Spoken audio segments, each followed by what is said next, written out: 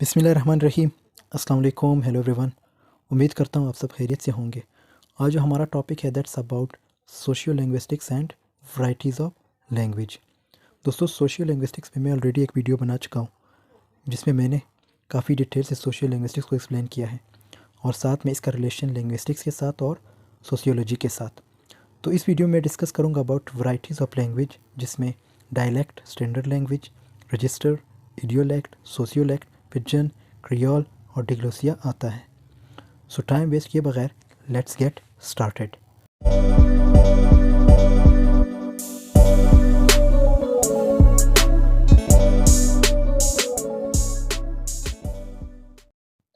Socio linguistics की एक short सी डेफिनेशन, बाकी सोशियो लिंग्विस्टिक्स की जो कंप्लीट डिटेल है, वीडियो का जो लिंक है मैंने डिस्क्रिप्शन में दी है, तो वो उस वीडियो को ज़रूर देखिएगा ताकि आपको ये टॉपिक समझने में आसानी हो। So what is socio linguistics? The branch of linguistics that analyses the effects of social and cultural factors with in a speech community upon its language patterns. Socio linguistics को अगर मैं ईज़िली डिफ़ाइन करूँ तो इसका ये मतलब है language और सोसाइटी के दरमियान जो रिलेशन है उसको हम सोशियो लिंग्विस्टिक्स कहते हैं। फिर इसके कुछ फैक्टर्स आते हैं सोशियो लिंग्विस्टिक्स के। देखो उस पर क्या क्या देखा जाता है। सोशल बैकग्राउंड, मतलब आप कितने एजुकेटेड हो, आपकी education, social class, ethnic group, etc. उसके बाद relation between speaker and receiver, जो रिलेशन है स्पीकर और रिसीवर का, मतलब मेरा और आपका रिलेशन। आप ऑडियंस हो और मैं आपको पढ़ा रहा हूँ, तो मेरा और आपका क्या रिलेशन हुआ? एक टीचर का हुआ, एक फ्रेंडली रिलेशन है, एक फैमिली रिलेशन है, एक एम्प्लॉयर का रिलेशन, किस टाइप का रिलेशन है। फिर उसके बाद तीसरा point, the context and manner of interaction, means जो मैनर ऑफ इंटरेक्शन है, जो कंटेक्स्ट का, वो किस तरह, मतलब व्हेन, कहाँ, कैसे, how the act of language occurs. So these all comes in the context and manner of interaction. So एक शॉर्ट सी एक्सप्लेनेशन मैंने दी है, बाकी मुकम्मल डिटेल आप उस वीडियो में देख लीजिएगा। उसके बाद आते हैं वैराइटीज़ ऑफ लैंग्वेज। जो सबसे पहला पॉइंट है दैट्स डायलैक्ट। देखो, dialect is a variety of language which has different pronunciation, grammar, spelling, sounds और vocabulary than the standard language of the culture and it's unique to a specific region और social group. Dialect किसे कहते हैं? देखो, हर इलाके का, हर बंदे का अपना एक डायलैक्ट होता है। उसमें क्या आता है? प्रोनाउंसिएशन आता है, ग्रामर आता है, स्पेलिंग्स आते हैं, साउंड्स आते हैं और वोकेबलरी आती है। ये सारी जो है एक बंदे की अपनी एक डायलैक्ट होती है, एक ग्रुप की अपनी एक डायलैक्ट। जैसे इधर लिखा है लास्ट में, on to is it is unique to a specific region और social group. So this all comes in dialect. Even एक मुल्क के लोगों का अपना एक डायलैक्ट होता है। और डायलैक्ट की अगर सेकंड डेफिनेशन देखी जाए तो sub division of a language used by a group of people based on certain geographical difference. और जो लैंग्वेजेस हैं उसके वेरियस डायलैक्ट्स होते हैं, ठीक है, उसके जो है वेरियस डायलैक्ट्स होते हैं। फिर कहते हैं स्पीकर्स ऑफ टू डायलैक्ट्स, मतलब दो स्पीकर जो दो डायलैक्ट्स के होते हैं वो जो है एक दूसरे को समझ सकते हैं। What each other is saying, कि क्या एक दूसरे को कह रहे हैं या क्या कह रहा है एक दूसरे से। तो ये जो है डायलैक्ट में आता है। फिर उसके बाद the study of dialect is known as dialectology और सोशियो लिंग्विस्टिक्स। जो स्टडी करते हैं डायलैक्ट को डायलैक्टोलॉजी कहते हैं या सोशियो लिंग्विस्टिक्स कहते हैं। According to philologists say that in Pakistan there are over 300 dialects and languages spoken in the country. Pakistan में तकरीबन 300 से ज़्यादा जो है डायलेक्ट और लैंग्वेजेस बोले जाते हैं। इसकी एग्जांपल ये है, सपोज़ अब ब्रिटिश हैं, उनका अपना एक डायलेक्ट होता है ब्रिटिश लोगों का। अमेरिकन का अपना एक डायलेक्ट होता है, अफ्रीकन का अपना एक डायलेक्ट होता है, मतलब जो इंग्लिश बोलते हैं उनका अपना एक डायलेक्ट होता है, पाकिस्तानियों का अपना एक डायलेक्ट होता है, अफ़गानीज़ का अपना एक डायलेक्ट होता है।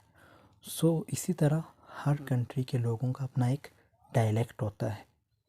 तो आई होप डायलेक्ट की समझ आई होगी। फिर दूसरे नंबर पे आता है स्टैंडर्ड लैंग्वेज। स्टैंडर्ड लैंग्वेज क्या है? स्टैंडर्ड लैंग्वेज और standard variety is the variety of a language which has the highest status in community और nation and which is usually based on the speech and writing of educated native speakers of the language. For instance government documents, news media, schools, dictionaries, इसी तरह जो literature है, ये क्या है, ये सारे एक स्टैंडर्ड लैंग्वेज में आते हैं। देखो अब इसको समझते हैं। देखो हर मुल्क का जो है अपना एक स्टैंडर्ड लैंग्वेज होता है।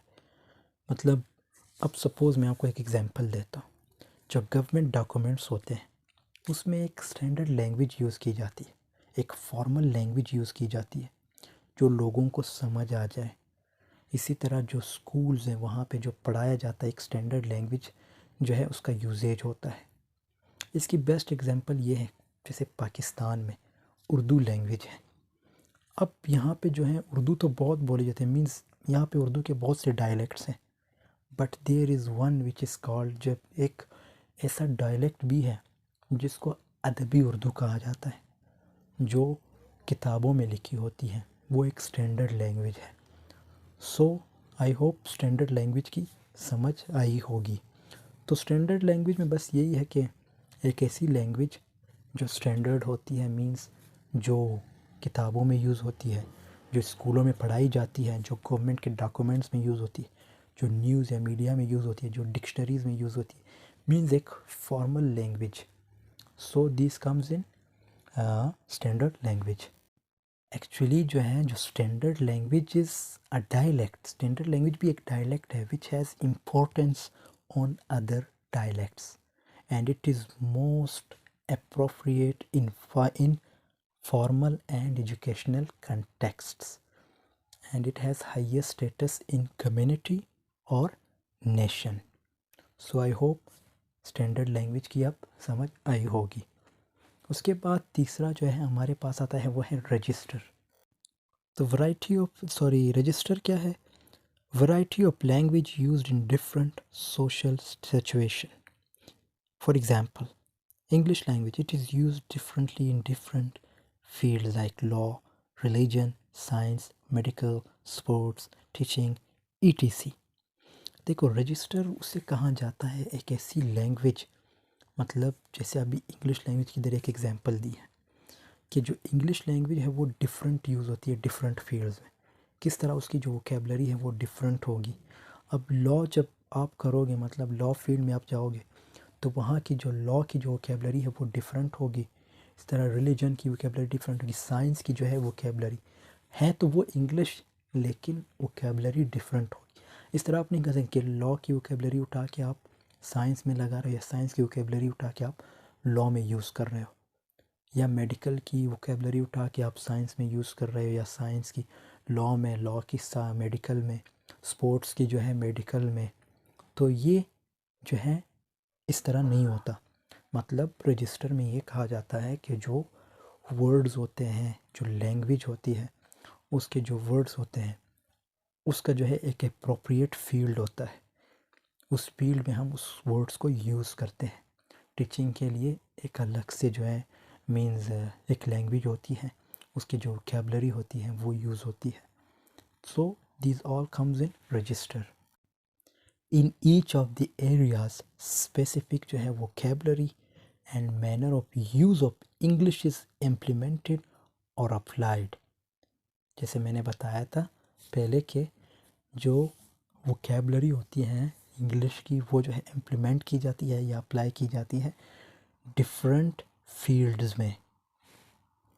For example think about the words you choose, जो वर्ड्स आप चूज़ करते हो, even your tone of voice, जो आपकी वॉइस होती है जो टोन होती है, मतलब इवन योर बॉडी लैंग्वेज, जो आपकी बॉडी लैंग्वेज है वो भी रजिस्टर में आती है। इसी तरह इसकी एग्जांपल ये है, you might behave differently chatting with friends. जब आप चैटिंग करते हो फ्रेंड्स के साथ तो आप डिफरेंटली बिहेव करोगे, but not in dinner party और जॉब इंटरव्यू। लेकिन जॉब इंटरव्यू और डिनर पार्टी में आप उस तरह बिहेव नहीं कर सकते जिस तरह आप अपने फ्रेंड्स के साथ बिहेव करते हो। सो आई होप रजिस्टर की समझ आई होगी। अब बढ़ते हैं फोर्थ पॉइंट, दैट्स इडियोलेक्ट।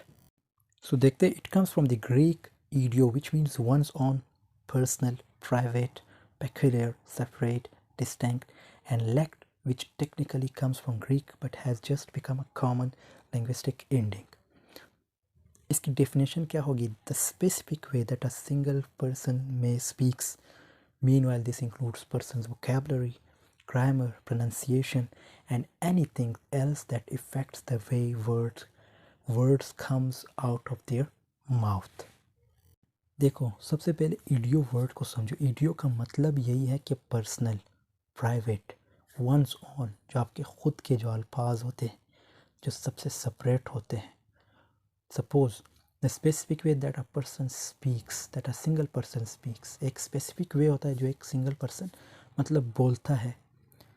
वो उसमें क्या आता है, वो बंदा जब मेरे साथ बोलेगा तो उसकी एक वोकेबलरी, एक ग्रामर, एक प्रोनाउंसिएशन, वो जो है जब वो बोलेगा मेरे साथ तो उसकी अपनी एक वोकेबलरी होगी, एक ग्रामर का स्टाइल होगा यूज़ करने का, एक प्रोनाउंसिएशन का स्टाइल होगा जो वो मेरे साथ बोलेगा। तो इसको कहते हैं इडियोलेक्ट। अच्छा, इडियोलेक्ट में एक पॉइंट हमेशा याद रखना, an idiolect is an individual dialect. अगर डायलेक्ट की समझ आई है तो इडियोलेक्ट ईजिली समझ आ जाएगी।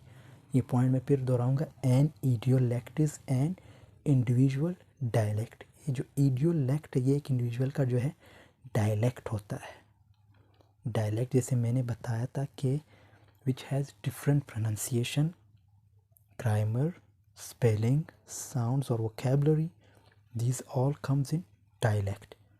लेकिन इडियोलेक्ट में क्या होता है, इसमें भी यही होता है, लेकिन ये अब आपकी चॉइस होती है, क्योंकि इडियो का जैसे मैंने बताया था वंस ऑन, पर्सनल, प्राइवेट होता है। Grammar, pronunciation and vocabulary, these all comes in idiolect. So I hope idiolect की समझ आई होगी। उसके बाद बढ़ते हैं सोशियोलेक्ट।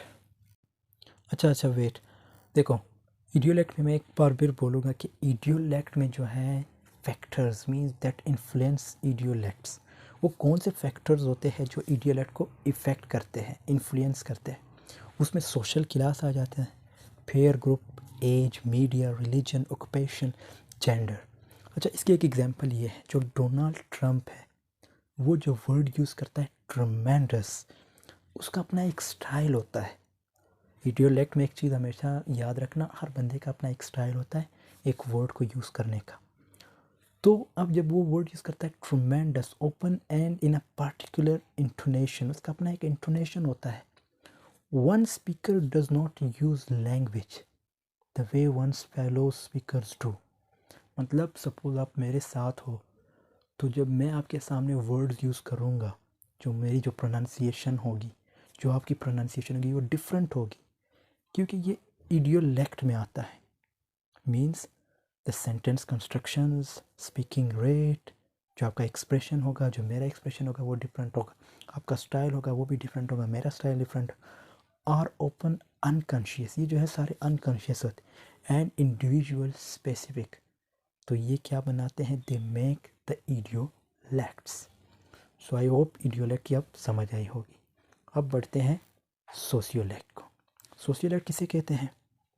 A variety of language that is used by a particular social group or a certain society or social class makes use of language the way in which a particular sentence is expressed in a one class or another. In fact, sociolect is a social dialect. Sociolect में क्या होता है, जैसे ये भी एक variety of language है that is used by a particular social group, एक particular एक ख़ास social group और अ सर्टन सोसाइटी, एक सर्टन सोसाइटी जो होती है, मतलब एक डिफरेंट सोसाइटी और एक सोशल क्लास जो लैंग्वेज का यूज़ करते हैं उसको हम सोशियोलेक्ट कहते हैं। The way in which a particular sentence is expressed in a one class और अनदर। सपोज एक एग्जांपल ये है, एक सोसाइटी मतलब दो डिफरेंट सोसाइटीज़ हैं, बेशक उनके कास्ट भी एक हैं, सपोज़ वो भी पंजाबी, दूसरे सोसाइटी वाले भी पंजाबी, तो उनके बोलने का जो स्टाइल होगा, जो सेंटेंस डिलीवर करने का स्टाइल होगा, जो प्रोनाउंसिएशन का स्टाइल होगा वो डिफरेंट होगा दूसरे सोसाइटी से। तो ये सोशियोलेक्ट में आता है। अब इसकी एग्जांपल ये भी है, जैसे क्रिश्चियन हैं, मुस्लिम्स हैं एंड जेविश जो बगदाद में होते हैं, they speak different variety of Arabic. वो जो है डिफरेंट वैरायटी ऑफ अरबिक बोलते हैं। ज़रूरी नहीं है कि एक ही कास्ट के हो, डिफरेंट कास्ट के भी हो सकते हैं, लेकिन उनके जो बोलने का स्टाइल होगा वो डिफरेंट होगा। सो आई होप सोशियोलैट की समझ आई होगी। अब आते हैं pigeon. A pidgin or pidgin language is a simplified version of language that develops as means of communication between two or more groups that don't have a language in common. Nevertheless, it is most commonly employed in situations such as trade or where both groups speak different languages from the language of the country in which they reside. देखो pigeon किसे कहते हैं? ये एक ऐसे language को कहते हैं जो मिक्सचर होती है सिविरल लैंग्वेजेस की। It is simplified speech used for communication between people with their different languages. मतलब ये कब बोली जाती है ये लैंग्वेज? जब दो ग्रुपों की अपनी लैंग्वेज जो है वो कॉमन नहीं होती, मतलब उनकी जो लैंग्वेज है वो कॉमन नहीं होती। It is mostly commonly employed in a situation such as trade. ये कब? जब हम ट्रेड करते, तिजारत करते हैं, तब हम ये लैंग्वेज का यूजेज करते हैं। बट इतना याद रखना, इस लैंग्वेज का जो है मतलब मिक्सचर ऑफ सिविरल लैंग्वेजेस। ये खुद एक लैंग्वेज नहीं, ये मिक्सचर ऑफ सिविरल लैंग्वेजेस है। फिर उसके बाद इसके जो है एक चीज़ याद रखना, नो नेटिव स्पीकर्स, इनके नेटिव स्पीकर्स नहीं होते। मिक्सिंग ऑफ लैंग्वेजेस मतलब रिड्यूस्ड ग्रामर एंड वोकेबलरी। क्या होता है जब आप मिक्सचर करते हैं लैंग्वेजेस की, तो जो ग्रामर है, वोकेबलरी है, वो रिड्यूस हो जाते हैं। तो ये जो है इसमें एक पॉइंट ये याद रखना कि इसके नेटिव स्पीकर्स नहीं होते। ये जो है मिक्सचर होती है लैंग्वेजेस की। और कब यूज़ करते हैं ये? जब हम सपोज़ कोई ट्रेड करते हैं, डिफरेंट ग्रुप के लोग जब मिलते हैं, जब एक दूसरे को नहीं समझ पाते, तो फिर ये लैंग्वेज का यूज़ होता है। लेकिन ये ख़ुद एक लैंग्वेज जो है नहीं है, ये एग्जिस्ट नहीं करती है लैंग्वेज, इसके कोई नेटिव स्पीकर्स नहीं होते। फिर उसके बाद आता है क्रियोल। क्रियोल क्या है? Creole is a French word, ये एक फ्रेंच वर्ड है, means native to a locality और country. When a pidgin becomes the native language of a speech community, it is called Creole. देखो मैंने क्या बताया था, जो पिजन लैंग्वेज होती है वो एग्जिस्ट नहीं करती, वो जो है मिक्सचर होती है डिफरेंट लैंग्वेजेस का। लेकिन जब एक native language of a speech community, it is means जो पिजन लैंग्वेज है जब वो बन जाती है एक लैंग्वेज, नेटिव लैंग्वेज बन जाती है किसी कम्युनिटी का, तो उसको हम क्रियोल कहते हैं। ठीक है, जब एक लैंग्वेज मीन्स बन जाती है, एक लैंग्वेज बन जाती है किसकी, किसी कम्युनिटी का नेटिव लैंग्वेज बन जाती है, तो उसको हम क्रियोल कहते हैं। Mixed language associated with culture and open racial mixture, ये लाइक इसके जो है नेटिव स्पीकर एग्जिस्ट करते हैं, आज भी एग्जिस्ट करते हैं। Have parents who use pigeon language, means जो बच्चे यूज़ करते हैं पिजन लैंग्वेज को उसके पेरेंट्स होते हैं। इट्स स्टेबल, ये एक स्टेबल लैंग्वेज है। उसके बाद देखो जो पिजन होती है वो, और when a pigeon becomes lingua franca it is called a creole. Actually a language that began as a pidgin but has become the native language. जैसे मैंने बताया था कि जब कोई लैंग्वेज शुरू होती है पिजन जैसी, और जब वही लैंग्वेज बन जाती है किसी नेटिव लैंग्वेज बन जाती है किसी कम्युनिटी की, तो उस लैंग्वेज को वो लोग बोलते हैं, वो जब एक लैंग्वेज बन जाती है, एक नेटिव लैंग्वेज बन जाती है किसी कम्युनिटी की, तो उसको हम क्रियोल कहते हैं। सो आई होप क्रियोल की आप लोगों को समझ आई होगी। फिर उसके बाद आता है डिग्लॉसिया। डिग्लॉसिया जो है ये ग्रीक वर्ड है, स्पीकिंग टू लैंग्वेजेस, दो लैंग्वेजेस बोलना। The term diglossia was first used in English by linguist Charles Ferguson in 1959। ये सबसे पहले किसने ये वर्ड यूज़ किया था? चार्ल्स फर्गसन इन 1959 इसने ये वर्ड यूज़ किया था। A situation in which two distinct varieties of language are spoken within the same speech community. देखो ये सिचुएशन में मतलब ये किस सिचुएशन में यूज़ होती है? एक ऐसी सिचुएशन जिसमें दो डिस्टिंक्ट वैरायटीज़ ऑफ लैंग्वेज होती है, मुख्तलिफ वैरायटीज़ ऑफ लैंग्वेज होती है, जिसको बोला जाता है, उन लैंग्वेजेस को बोला जाता है within the same speech community, एक ही स्पीच कम्युनिटी में। एक्चुअली जो डिग्लोसिया है ये एक डायलेक्ट नहीं है, it's not a dialect. If a language is dialect that language will not be called diglossia. वो जो है, अगर एक लैंग्वेज मीन्स डायलेक्ट बन जाता है, that language will not be called a diglossia. वो जो है डिग्लोसिया नहीं हो सकता, उसको नहीं कहा जा सकता। सो आई होप डिग्लोसिया क्या आप लोगों को समझ आई होगी। और उसके बाद जैसे हम बात करेंगे, और डिग्लोसिया की जो है दो वेरिएशंस होते हैं। अब आप लोगों को ईज़िली डिग्लोसिया की समझ आ जाएगी जब हम इसके वेरिएशंस पढ़ेंगे।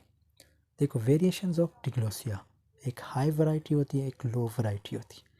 जो हाई वैरायटी होती है वो फॉर्मल होती है। अब ये फॉर्मल होती है, ये कहाँ कहाँ यूज़ होती है डिग्लोसिया?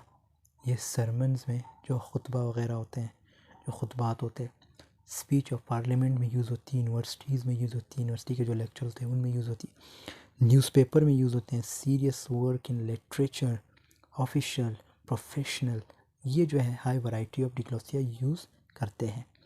लो वैरायटी जो है इनफॉर्मल है, ये फ्रेंडली होती है, slang, vulgar, instruction of servants, conversation with friends के साथ लो वैरायटी यूज़ होती है। सो आई होप वेरिएशंस और डिग्लोसिया को आप लोगों को समझ आई होगी। So this was the last topic, and I hope if you have any question regarding this topic you can ask in comment section. Thanks for watching. Do subscribe channel and press the bell icon to notify you for every new video. मिलते हैं next video में, तब तक के लिए अल्लाह हाफिज़, take care of yourself.